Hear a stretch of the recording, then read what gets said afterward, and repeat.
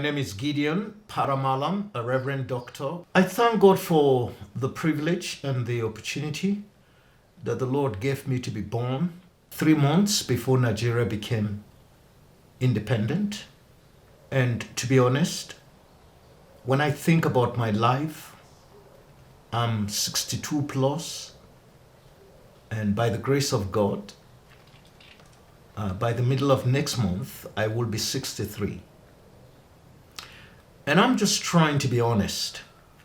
When I look at Nigeria today, I thank God for Nigeria. Nigeria is God's creation. I will never give up on Nigeria, but I have to do a very honest, realistic reflection of Nigeria. I've asked myself that at the age of 62, would I want my life to represent what the life of Nigeria is today as a nation at 62? I'll say no. Wasted potentials. Nigeria is, believe you me, endured, blessed with so many natural and mineral resources. Has Nigeria been able to maximize her potential, judging by her age? I will not in good conscience say yes. Nigeria has one of the best skilled human resources in people today all over the world. Has Nigeria been faithful in managing and harnessing the enormous human resources that God has blessed them with? No. Nigeria is diverse. There is a saying that says, variety is the spice of life. That means the diversity of Nigeria could easily have become a source of strength, building blocks to our greatness as a nation. But has Nigeria, in terms of her leadership, and sometimes even her people, managed our diversity to help us achieve our great potential? The answer is no. I could go on and on and on. Religion is supposed to be an instrument of development and peace. But if you look at the way religion has played out today in Nigeria, has it become a tool for social transformation as we know it? We have a long way to go. I don't mean to suggest that there is nothing to celebrate about Nigeria. There are things to celebrate about Nigeria, which I've mentioned earlier on. The people are beautiful. The topography of several parts of the nation. This country is a beautiful country. This country is a country in which tourism can become very attractive. The culture, the different foods, different parts of Nigeria. To be honest with you, there are too many beautiful things about Nigeria that this interview is not enough for me to be able to enumerate. But Nigeria is a blessed country. I have visited every single part of this country except one state that I'm yet to go to, and that's Bayelsa State. But I have several friends in Bayelsa State. In a sense, I feel like I've already gone to Bayelsa. And so from all the places I've visited and been to, I have every cause to thank God for Nigeria. The church in Nigeria, it's a great blessing to this nation. When you think in terms of the missional calling and responsibility of the church. The missions movement in Nigeria is one of the best in the world. Right now, there are more missionaries going out of Nigeria to become missionaries in different parts of the world than even those who brought the gospel to us. So the missions movement, it's a great blessing. Education. Nigerian schools have educated some of the best brains in the world today.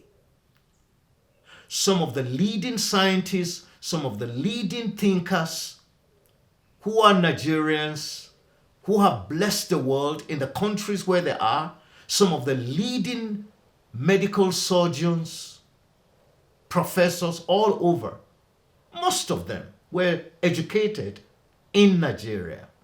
So Nigeria, through education, has blessed the world. It has also blessed this nation. But when you look at the management of education in the last 2 decades or even 3 decades, can I in good conscience say it's been well managed? Now, I'm bringing points of things I celebrate about Nigeria, but also seeing that what we should have been celebrating on and on has completely been mismanaged. Not to talk about the corruption that is in this nation. And honestly, it pains me, but the church is not and cannot be excused.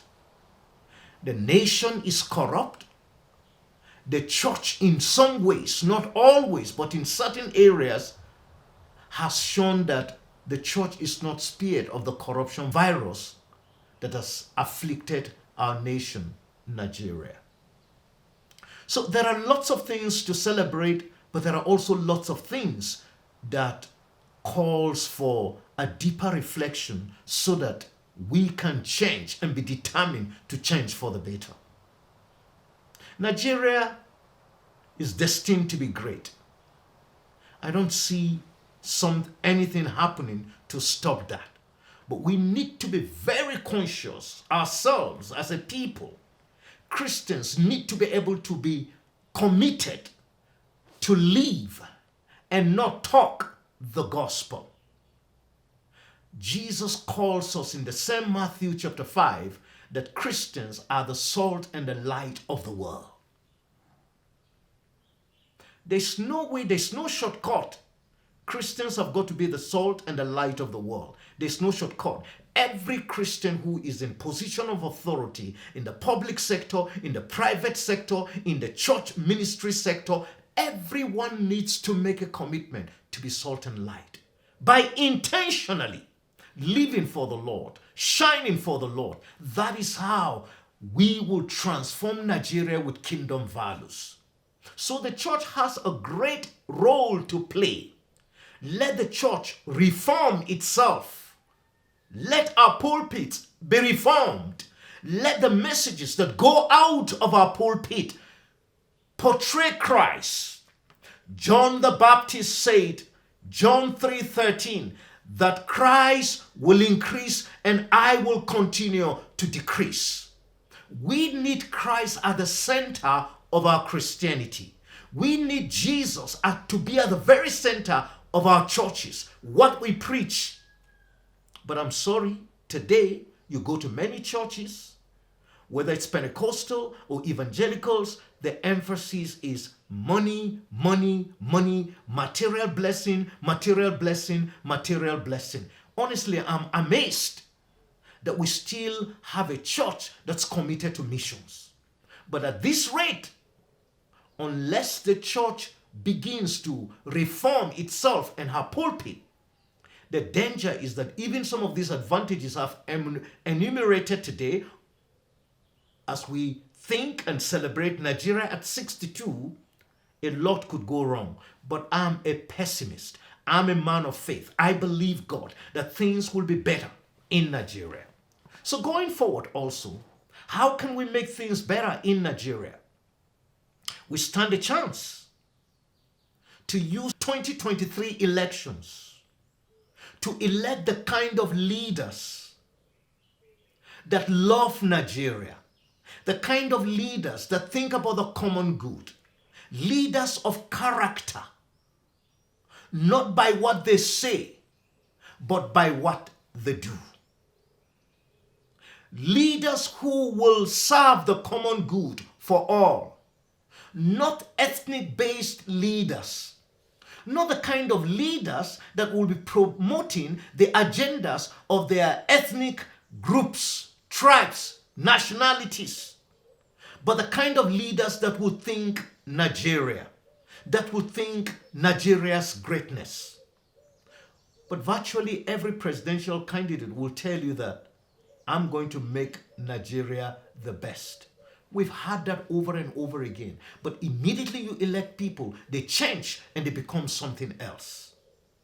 I think for Nigerians, this is not the time for emotions. This is not the time for sentiment. This is the time for deep thinking. What kind of leaders can we vote into power in 2023? That's something I want to encourage the church to seek the face of God in prayer. Let the church, through their votes, help to put this country to be moving in the right direction. Right now, Nigeria is not moving in the right direction. We need a complete about turn, a complete turnaround. But it requires a leader of courage, but one leader cannot bring that about. All of us need to make the commitment to put Nigeria on the right direction. It's a collective call.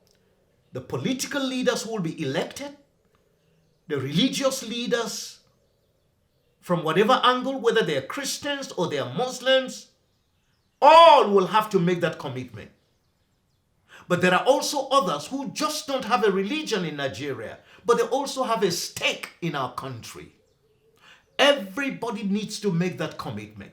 Now, I'm a Christian, and I believe that it is only the gospel that can transform and change people and put people on the right path. But let me also quickly add that the lives of Christians can speak to those who are not Christians to be convicted to do what is right.